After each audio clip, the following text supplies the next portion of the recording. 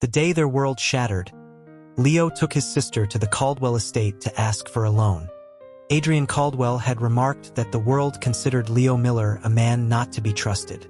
Leo's face had flushed, and he had replied that with the right person, he could be trusted deeply. Adrian, turning a pair of heavy gold spheres in his hand, told him to come by that night to collect the items. He said that whatever Leo could carry, he would lend. Later, as Chloe prepared to leave with a duffel bag and a pair of industrial pliers, her brother stopped her. He went to the Caldwell estate empty-handed and did not return. The next day, Leo came back walking with a pronounced limp, carrying a velvet pouch that held 10 solid gold coins. Chloe was furious. She couldn't believe there were only 10, and on top of that, she demanded to know why he had let Adrian's men beat him. Leo's face burned with a deep crimson color as he insisted he had tried his absolute best. After their family's financial ruin, Leo had led Chloe to the gates of the powerful political family's estate. He explained to the staff that he and his sister were there to appeal to Adrian Caldwell. His voice was subdued as he knelt just ahead of Chloe, his posture thin but straight. The cuffs of his worn tweed jacket were too short, revealing a pale, slender wrist that looked fragile in the muted light of the grand foyer. A deep voice, resonant as a cathedral bell, asked what they wanted. Chloe glanced up cautiously, her eyes tracing a path from polished leather Oxford shoes up the leg of a tailored suit to a navy blue blazer adorned with a family crest. The man's silhouette was imposing, casting a shadow that seemed to swallow her brother whole, making him appear even more frail and slight. Leo spoke first, attempting to leverage a shared past. He reminded Adrian that they had been childhood playmates.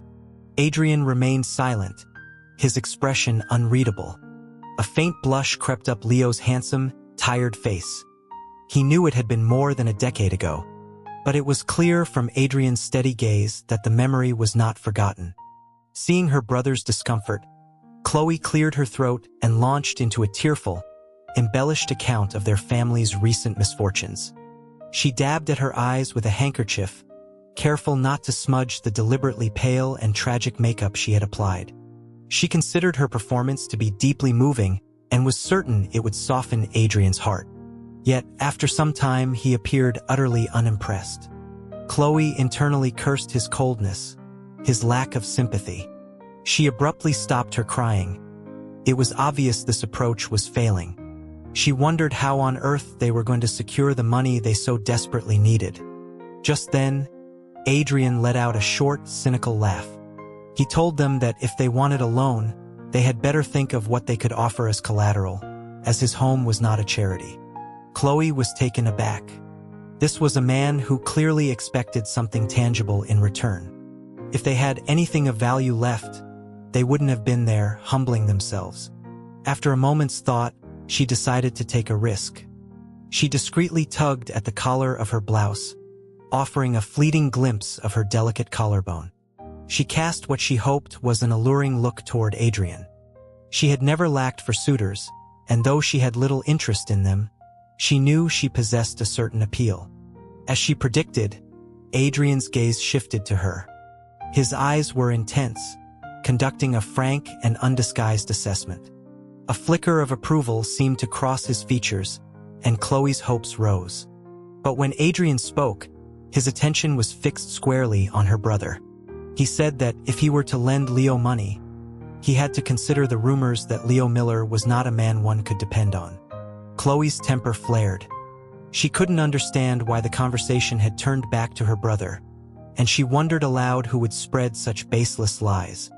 She rushed to Leo's defense, insisting his reputation was spotless and that he would honor any debt. She explained that their only goal since their parents' death was to restore their family's business. Leo was not the kind of person to renege on a loan.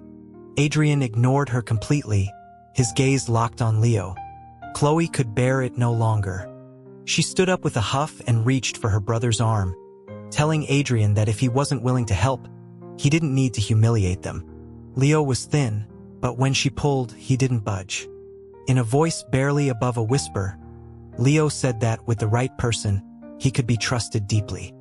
He looked at Adrian, his gentle eyes holding an expression of vulnerability that Chloe couldn't decipher. She was utterly confused. It was obvious Adrian was immune to flattery, so she couldn't understand why her brother was pandering to him. To her astonishment, a low chuckle rumbled in Adrian's chest. He told them to stand, and he agreed to the loan. Chloe stared, bewildered by the blatant double standard. Her brother's praise worked, while hers had been met with a stony silence. Still, she reasoned, as long as he gave them the money, it didn't matter. Adrian toyed with a pair of heavy, intricately carved gold spheres, his large hands making them seem delicate. As his fingers moved, one of the spheres dropped, landing with a solid thud before rolling to a stop in front of Leo. Leo quickly retrieved it. Adrian smiled faintly, asking if the sphere's size was adequate. Chloe scoffed internally. Their father had been a collector of rare artifacts. She had seen paperweights larger than this. She commented that it was a bit small, that something the size of a baseball would be more impressive to handle. Adrian once again paid her no mind. He asked Leo for his opinion if he was satisfied. Leo's face grew even redder, as if the gold in his hand were scalding hot. His voice trembled slightly when he replied that it was very large, more than large enough. The smile on Adrian's lips widened. He stepped closer to Leo. Though Leo was tall, Adrian's presence seemed to dominate him, making him appear strangely diminutive. Adrian took Leo's hand, placing the gold sphere back into his palm, their skin touching for a moment. He said softly that Leo should come for them that night, and that whatever he could handle, he would be given. Chloe and Leo returned home with the 2 gold spheres. Chloe was elated, but Leo seemed troubled, his mind elsewhere as he distractedly prepared a simple dinner. She sat on a low stool, watching the embers glow in their old fireplace, and tried to draw him into conversation. She mentioned that Adrian was different from how she'd imagined him. Leo, not looking up, asked what was different. Chloe recalled the powerful build beneath Adrian's tailored suit and remarked that his physique was impressive, though perhaps a bit too muscular for her taste. She added that she preferred leaner men, like Leo, and mused that a man like Adrian might be more appreciated by other men. She looked over at her brother, who was now stuffing kindling into the grate with single-minded focus. She tugged his sleeve and asked curiously if he found a man like Adrian attractive. Leo, as if choked by smoke, erupted into a violent coughing fit that shook his entire frame and left his face flushed. The firelight cast a crimson glow on his features, making him look almost feverishly handsome. When he recovered, he looked at Chloe with a complicated expression and asked if that was something she should even be discussing. She was baffled. All she had done was ask if he liked Adrian's build. She couldn't see what was so controversial about the question. After dinner, as Chloe walked in the small, overgrown yard, she noticed how dark it had become. Adrian had said he could go to the estate after dark and take as much gold as he could carry. A wave of guilt washed over her as she remembered her earlier harsh thoughts about him. He was clearly a good person, willing to help those in need. Filled with remorse, she retrieved the largest duffel bag they owned and a pair of heavy-duty pliers from the tool shed. Fully equipped, she slung the bag over her shoulder and headed for the door, only to run directly into Leo emerging from his room. They stared at each other, Leo's eyes taking in her strange getup. He asked her what on earth she was doing. She said she was going to the Caldwell estate to get some gold. He clarified, asking what she was doing, in the middle of the night, carrying a duffel bag. She thought for a moment before repeating her intention. A frown creased Leo's normally gentle brow. He told her she couldn't go, that it was improper for a woman to go alone. Chloe started to argue, thinking of how Adrian had been completely unmoved by her attempts at seduction earlier. She was about to declare that Adrian wasn't that kind of man, that he hadn't taken advantage of her when he could have, but Leo's tone was uncharacteristically firm. He insisted it wasn't what she thought. As he left, she pleaded from behind him to at least take the bag and the pliers. Leo paused, turned back, and told her to put them away and stop carrying them around. From his calm voice, Chloe detected a clear note of disdain. Back in her room, she tossed and turned, stung by her brother's dismissal. She didn't mind him being dismissive of her, but of the duffel bag? Without it, how would he carry all the gold? The thought made her increasingly upset. She shot up in bed, the room lit by the faint, flickering glow of a single oil lamp. After their downfall, all their valuable furniture had been sold off, including the extensive dowry her mother had been assembling for her since birth. The memory of her parents brought a lump to her throat, and she buried her face in her knees, sniffling. When they were alive, they had been a loving couple and astute business owners, their company's name known throughout the state. But the change had come swiftly. They were framed, accused of smuggling. An absurd charge. Chloe distinctly remembered their old house manager telling her the shipment in question was a batch of new medicine, a revolutionary antibiotic that didn't exist anywhere else in the country. It was their unique creation, so how could it be smuggled? The charge was ludicrous, but the authorities had been relentless, and her parents were gone. Their company collapsed, leaving behind a mountain of debt. Most men Leo's age were married with families, but he had remained single, turning down countless offers, even from wealthy families willing to overlook their situation. He was as stubborn as he was honorable. Worrying about him gave her a headache. The clock tower in the distance struck 3. The yard was silent. Leo still hadn't returned. A knot of anxiety tightened in her stomach. She slipped out of the house, carefully avoiding the late-night police patrols, and made her way to the Caldwell estate. She scaled the stone wall with practiced ease, landing silently on the manicured lawn. The estate was vast, and she quickly became lost in the darkness. As she rounded a corner, she passed a room with a light on inside. Suddenly, she heard a startled gasp. It was a man's voice, pleading that it was too much, that he didn't want any more, that it was enough, truly enough. The voice was familiar, soft and trembling. It was Leo.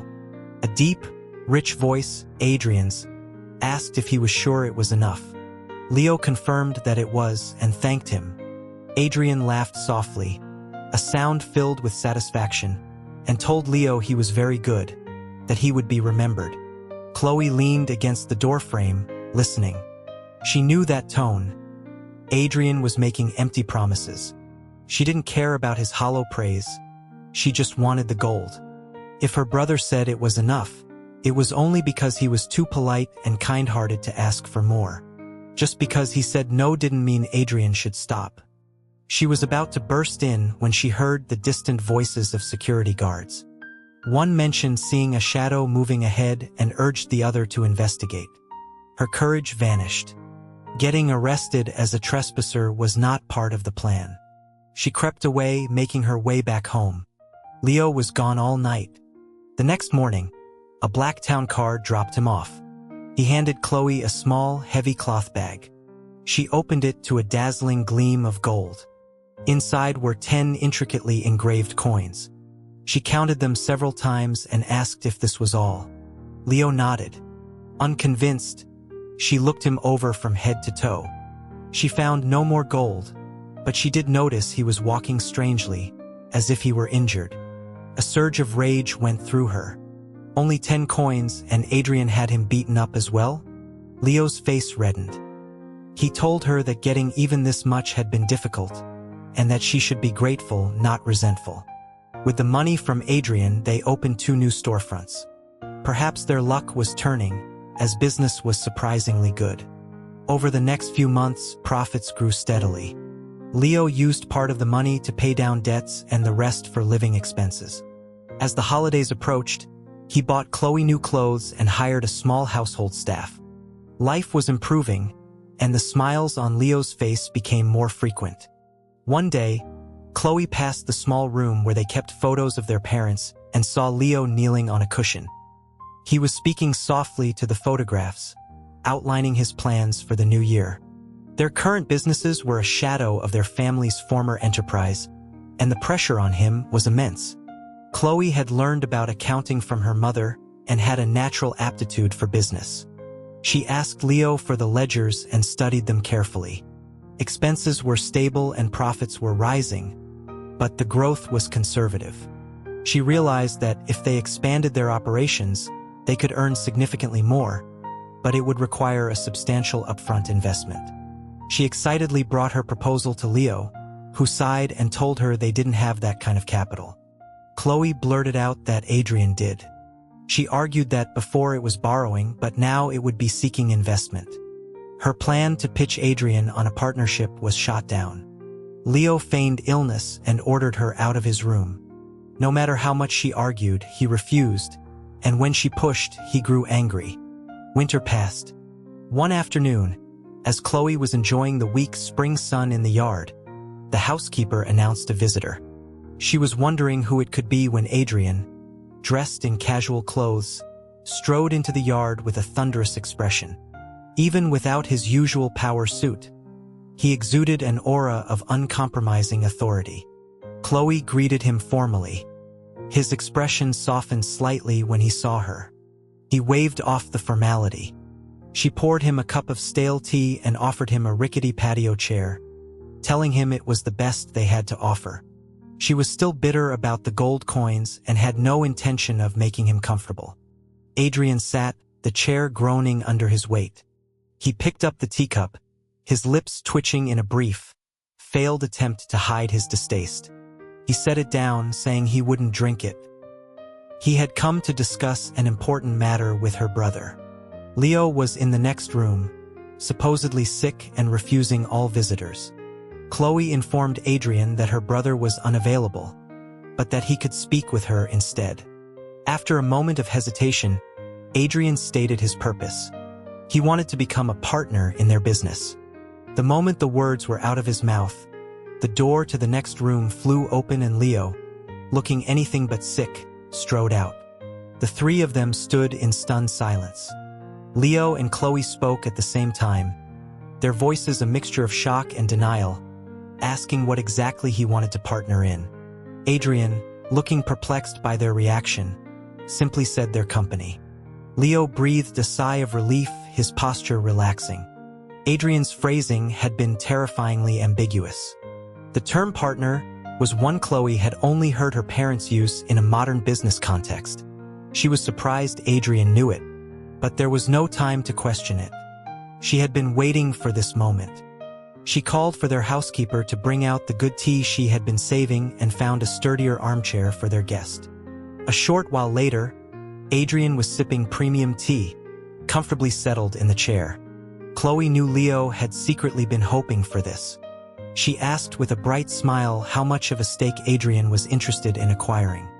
Adrian's voice was laced with an unreadable tone, as he replied that it depended on what her brother was willing to accept. Leo, his back to Adrian, shot Chloe a look that could kill. He told her not to be ridiculous, and denied ever wanting Adrian as a partner. This time, Chloe held her ground, pretending not to see her brother's furious glare. She launched into a flattering speech, saying that with Adrian's backing and political influence, the Miller enterprise would surely flourish. Adrian's stern face slowly broke into a smile. He then remarked coolly that her enthusiastic approval was all well and good, but the business deeds were in her brother's name, so he was powerless to help. Chloe quickly corrected him, explaining that all family assets were jointly owned, and she held equal say in all matters. Furthermore, she pitched their company was a model of stable profitability. He would be hard-pressed to find a more reliable investment. She was a natural salesperson. After finishing his tea, Adrian looked at Leo, a smirk playing on his lips. He agreed it was a prime asset and that he was very satisfied. Chloe, seizing the moment, suggested they draw up a contract right away. Adrian nodded and summoned his assistant, who was waiting outside.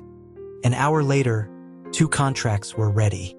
Under Leo's murderous gaze, Chloe signed her name. Before he left, Adrian added that Leo should come to his residence that night to collect the investment, and not to forget. Then he was gone. Leo was still fuming, refusing to speak to her. Chloe argued that Adrian was powerful and wealthy. Having him as a partner was a good thing. She couldn't understand his hesitation. He had only seen the surface. Leo sighed heavily. He tried to explain that this partnership was not what she thought, but trailed off, saying she was just a girl and wouldn't understand. With the deal done, Leo reluctantly went along. With Adrian's capital, their business expanded exponentially and profits soared. Chloe pushed aside the strange undertones of her brothers. All she wanted was to ease the burden on his shoulders so they could live a good life together. Months passed like a blur. One morning, the sound of commotion erupted from the front of the house. A column of federal agents swarmed the property, surrounding it completely. The scene was sickeningly familiar, a mirror image of the day their family was ruined years ago. A man in a sharp suit stepped out from behind the agents.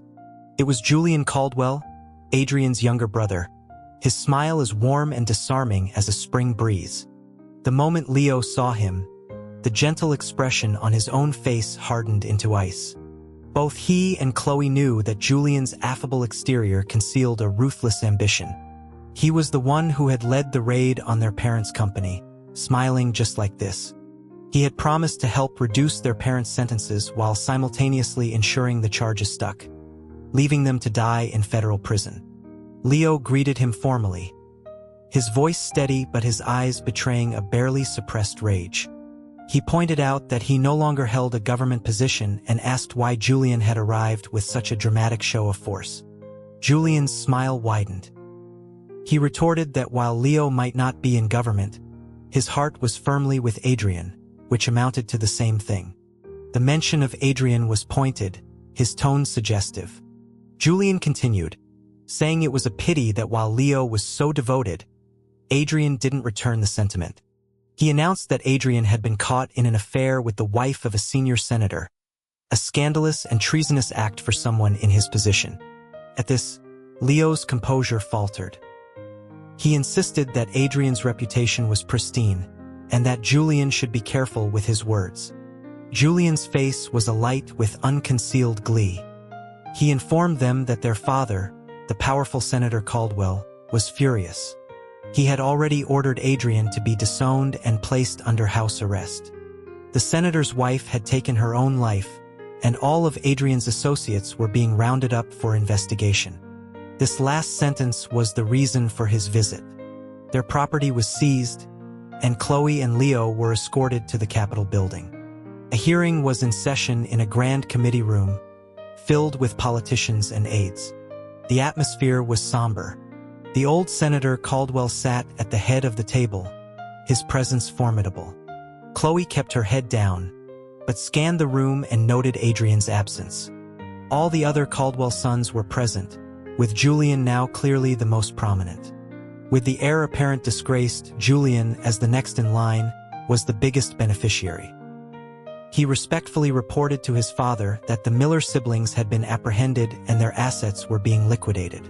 The old senator paused for a few seconds before his frail, aged voice commanded them to look up. His words were directed at Chloe and Leo. Trembling, Chloe raised her head. The senator sneered. He remarked on their resemblance to their parents, another stubborn Miller couple who met a bad end because of their business ambitions.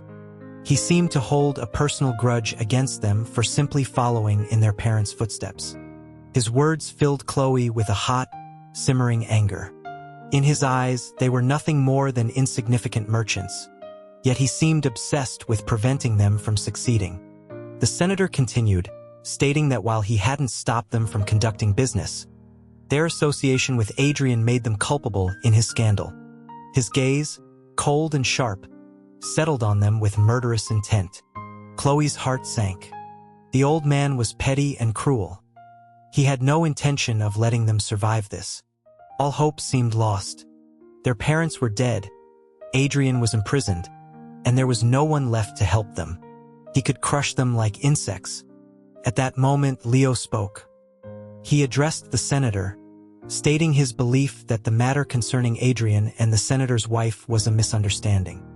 He then declared that he and Adrian were deeply in love, that their bond was profound, and that it would be impossible for Adrian to have any interest in a woman, let alone conduct an affair. The statement detonated in the silent room, stunning everyone, including Chloe. She stared at her brother, who stood with an expression of perfect serenity. The senator's face went dark, a storm of emotions crossing his features. If Adrian were gay, the scandal would be of a different nature, but no less damaging to the family's image. However, it would logically exonerate him from the affair. Faced with two public humiliations in one day, even the stoic old senator seemed flustered. He called the claim absurd, demanding proof. Leo remained unflustered. He stated that every word was true, adding that Adrian's affection was so great he often gifted him with custom gold spheres. He recounted how Adrian would frequently invite him to his residence late at night, where they would sleep in the same bed. Leo calmly delivered one bombshell after another, his expression earnest. Chloe was in awe. To save them, he had fabricated an entire relationship, complete with convincing, intimate details. A short while later, investigators returned with evidence. They produced a case of gleaming gold spheres, each engraved with Adrian's family crest, confirming they were gifts. Several witnesses, members of Adrian's security and personal staff, were brought in. They all testified that Leo was a frequent visitor to Adrian's private quarters, often arriving late at night and leaving in the early morning. Their stories were consistent, corroborating the existence of a secret relationship. A murmur went through the room. Politicians began to whisper that the affair must have been a misunderstanding. Perhaps Adrian had been visiting his mother and had simply run into the senator's wife by chance. One of them lamented that it finally made sense why Adrian had never married. His heart belonged to Leo Miller. The senator whose wife had died, a man named Mercer, tearfully demanded that his daughter's name be cleared. The old Senator Caldwell, overwhelmed and exhausted, waved his hand dismissively. He ordered Adrian's house arrest to be lifted and demanded a thorough investigation to prevent any more mistakes. The next day, Chloe and Leo were brought back to the committee. The inquiry had concluded that they were innocent. Adrian was also present, looking slightly worn from his confinement. He and Leo exchanged a subtle, reassuring glance. It all registered with Chloe. Her eyes widened as she looked between them. Was it possible they were actually together? Adrian was the first to speak, not to defend himself, but to plead for her and Leo. He told his father that he could accept any punishment, but that he would not be without Leo Miller. The old senator's voice was cold as he asked Adrian if he had any idea what this spectacle was doing to the family's reputation. Adrian countered that Leo had only confessed because he had been forced, that it was not his fault. He insisted that if anyone was to be punished, it should be him alone. The father and son were at a stalemate. Suddenly, Julian stepped forward. He suggested to his father that if his brother was so protective of Leo, there must be real affection between them. And if Adrian was truly in love with a man, then the rumors about the senator's wife must be false. In a shocking reversal, Julian was now defending them. He was smiling, but Chloe felt a chill, as if she were being watched by a predator. Their lives, and the life of the deceased woman, were nothing more than pawns in a political game. Julian's motive was clear. By saving them, he was preserving the stain on Adrian's character. A dead woman's memory would fade, but a living lover would be a constant reminder of Adrian's deviancy. With such a mark on his record, Adrian could never inherit the family dynasty. His reputation would be ruined, his future bleak. And Chloe and Leo, now inextricably linked to him, would be living under a sword of Damocles, ready to fall at any moment. Back home, Chloe stared at Leo until he grew uncomfortable. She sighed, asking him what was so special about him that Adrian would fall for him. She recalled his initial reluctance and now understood it as a form of flirtatious gamesmanship. She had been an unwitting pawn in their romance. Leo's expression turned serious. He insisted it wasn't what she thought, that their relationship wasn't real. Chloe nodded placatingly, though she didn't believe a word. Adrian began visiting their small house regularly, more frequently than before. It seemed he had given up all pretense. At first, Chloe would make polite conversation, but his attention was always entirely on her brother. He would arrive and immediately seek Leo out. Soon enough, Chloe learned to make herself scarce, leaving them to their privacy. The two became more audacious, with Leo neglecting the business to spend entire days locked in a room with Adrian. Just as Chloe was about to intervene, feeling things had gone too far, they would emerge, looking secretive, and then leave to visit the homes of various powerful politicians. She assumed they were simply taking their escapades on the road. They were a lost cause. Just then, news came that the old senator was gravely ill and had summoned all his sons. A separate, secret order was sent for Chloe and Leo to come to the family estate as well. Chloe felt a sense of dread. She suspected the old man intended to eliminate them as a final act before he died.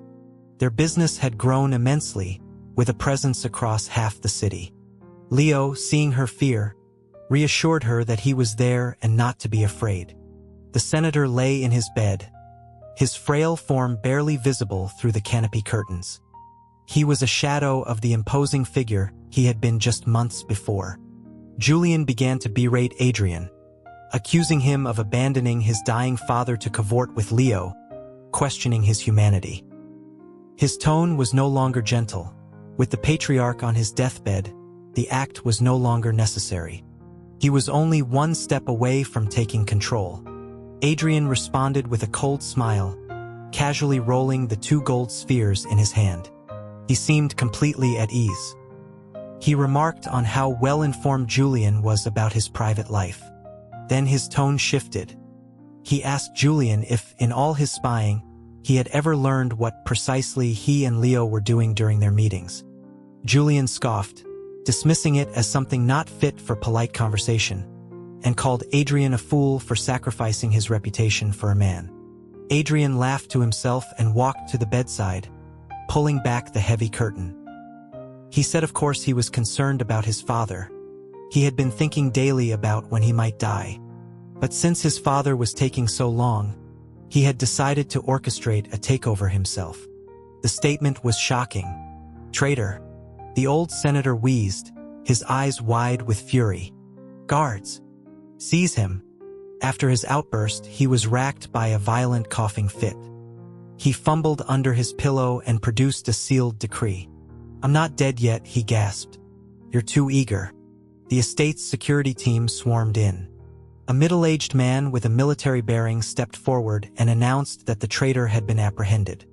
But the man he had seized was not Adrian. It was Julian. Well done, Adrian said with a calm nod. The sudden reversal stunned Chloe and the other brothers. Only Leo and a senior advisor kneeling by the door seemed unsurprised.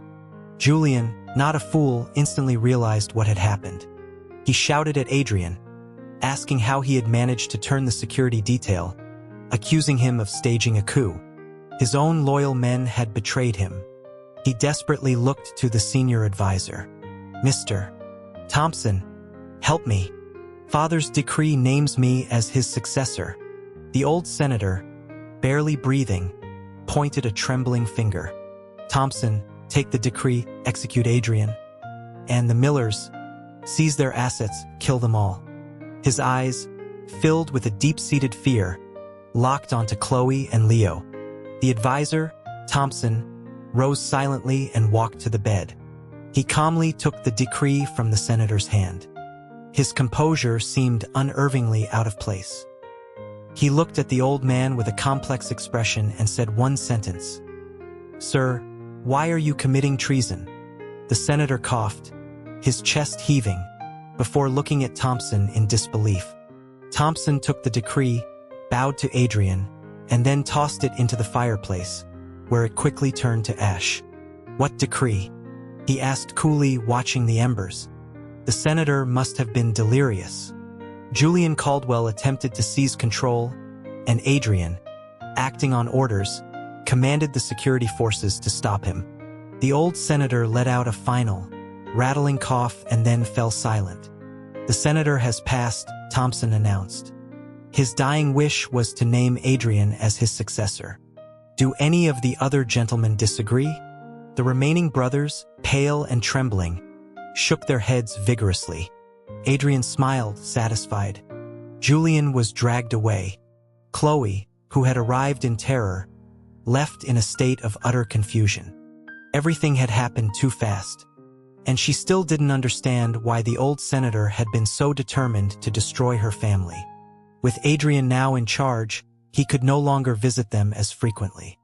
Instead, their home was besieged by a steady stream of Washington's elite. One senator's wife asked if she could buy some of those novel spicy snacks Chloe's company made. Another begged for a bottle of the experimental antibiotic called penicillin from their pharmacy, which she had heard could cure her son's intractable fever. Chloe was overwhelmed, fielding requests for products she had never even heard of. Leo pulled her aside, a guilty look on his face, and confessed that he had been keeping some things from her. Chloe retorted that it was likely more than just some things and demanded a full confession. An hour later, after a search of their own house, she had uncovered a trove of incredible items. She distributed them to the waiting politicians and their wives, who departed with profuse thanks. It finally dawned on her. When Leo and Adrian had been visiting all those influential people, they hadn't been carousing. They had been distributing these miraculous goods, building a coalition under the cover of a scandalous affair. Even she had been completely fooled. She walked into Leo's room, a place she had once considered a den of iniquity, and looked around. It was spotless and tidy.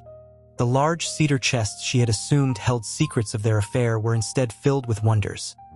Vacuum-sealed packages of instant noodles, vials of penicillin, and bottles of cola. A few days later, on the anniversary of their parents' death, they visited their graves. As Leo spoke, the final pieces of the puzzle fell into place. Their parents had possessed knowledge far beyond their time. With it, they had built their business from nothing. When a border conflict erupted, causing mass casualties and displacing civilians, they developed an unprecedented miracle drug, a white powder that, when administered, could cure infections and even combat plagues. They called it penicillin. Instead of selling it, they donated the first batch to the military. The results were astounding, and the commanding general swiftly implemented its use. When the conflict ended, the general presented the drug to the government. This was the beginning of their parents' tragedy. The old senator, upon learning of penicillin's efficacy, was not pleased. He declared it a controlled substance, banned its use, and then pushed the military into a new, prolonged conflict. It was a brutal, costly war, but that was his goal. The country was overpopulated, and resources were strained. Uprisings were becoming common. The government needed to reduce the population. It had no use for a life-saving drug. Penicillin's existence became her parents' crime. Unwilling to watch people suffer, they sold the drug to the public at low cost, and for that they were executed. Before their arrest, however, they had anticipated their fate. They transcribed their most important knowledge onto small slips of paper and sealed them inside a case of hollow gold spheres of their own design. The spheres eventually made their way into Adrian's possession. He was fascinated by them, even engraving his own crest on them. One day, he accidentally opened one and found the hidden message. He quickly traced their origin back to the Miller family, which is why he had been so receptive when they came to him for a loan. Leo finished his story, explaining that his clandestine meetings with Adrian had been solely for planning the takeover. He helped Adrian gain power, and Adrian, in turn, would help him get justice. Chloe threw another piece of paper into the memorial fire, still confused about one thing. If Adrian had the notes, his family had the resources to produce the items. She asked why he had needed them. Leo handed her one of the gold spheres. She twisted it open along a hidden seam. A slip of paper fell out. She picked it up. The writing was in a strange, simplified script, unlike anything used in their country, yet she could read it perfectly. It was a phonetic alphabet their father had taught them as children. She realized with a start that besides her and Leo, no one else could have deciphered their parents' legacy. The paper in her hand detailed a formula for a material called concrete. But that wasn't what she was looking for. She rushed her brother back home, and they frantically searched for the original case of spheres. She used pliers to pry them open one by one. Finally, she found the detailed manufacturing process for penicillin, complete with her parents' handwritten notes on improvements. But even that wasn't enough. To build a better world, medicine wasn't sufficient. People needed food. The old senator, in his twisted way, had been right about one thing. Without increasing the food supply, saving people with medicine would only lead to starvation. She grabbed the last 2 spheres and smashed them open. The solution was on the final slip of paper. The carrying capacity of this land has been reached. To support population growth, the food problem must be solved. We believe the answer lies overseas. We must build a fleet to search for 2 crops known as the sweet potato and corn. Their seeds could solve the hunger of the majority. Alas, it is too late for us. Our only regrets, besides not seeing you grow up, are this and not being able to do more for the people of this land. We do not regret our journey to this troubled world, only that we could not finish our work. Always remember to be kind to every citizen of this nation. Chloe clutched the note, her eyes blurring with tears. Leo opened the final sphere. Its note contained detailed methods for crossbreeding and grafting crops. Knowing their parents' wishes, Chloe and Leo set to work. They began building a fleet of ships while petitioning the new leader, Adrian, to lift the long-standing ban on international trade. Adrian granted them minor official titles that allowed them to participate in government meetings. With Julian's faction dismantled, no one dared to oppose Adrian's will. At the end of one meeting, as the politicians filed out, Adrian's voice echoed in the chamber, telling Leo to stay behind. Chloe glanced back at them as she left. She could hear their voices faintly. Adrian asked why Leo insisted on being so formal. Leo replied that it was his duty. Adrian told him not to be jealous. He would never marry. Chloe's eyes went wide. She tried to linger, but 2 guards politely escorted her out. As she walked away, fuming, she ran into a patrol led by the head of security, General Peterson, the same man who had arrested Julian. He greeted her warmly, his gaze kind. He remarked how much she resembled her mother. Chloe was surprised. The general nodded, explaining that it was her mother who had sent the first shipment of penicillin to his troops, saving countless lives. After her death, he had maneuvered his way into a position of power in the capital, investigating her parents' demise while working from within Julian's own camp, waiting for an opportunity to strike. Chloe looked at him, a realization dawning. She asked if he had loved her mother. He smiled, a sad, gentle expression on his face. She was a person of immense kindness and courage, he said. How could I not admire her? How could I not support her cause? He took a fan from an aide and shaded her from the sun as he walked her to the palace gates. It had been a cold winter when they first met, he mused, and now it was the height of summer. 2 years later, the once arrogant Adrian had matured into a composed and thoughtful leader, though he still had a penchant for making dramatic, unannounced visits to their home and staying far too long. He had dismantled the protectionist policies of his father, and commerce boomed across the nation. Chloe and Leo's companies were at the forefront of the new economy.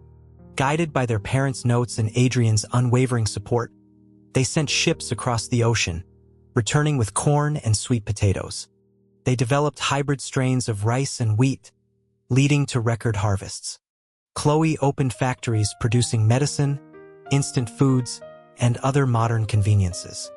The Miller family's new enterprise had far surpassed what their parents had built, and the nation's prosperity was at an all-time high. 6 months ago, the old advisor, Mr. Thompson, retired. On his last day, he bowed deeply to Adrian, telling him he had become a wise and just ruler who had not failed his people. His only request was permission to visit the grave of Senator Mercer's daughter, the woman whose name had been used in the scandal. She had been posthumously honored, but few remembered that before she was a political pawn, she was the beloved granddaughter of both the Mercer and Thompson families. In the intervening years, Chloe had compiled all the knowledge from the gold spheres into a series of books. Most were inventions and scientific formulas, but a few contained philosophical notes on something her parents called dialectical materialism. On those slips, her parents had written, "Ideas are also a tool for salvation, but they must be introduced slowly. No matter how advanced the nation becomes, never forget to be kind to every single person who lives on this land."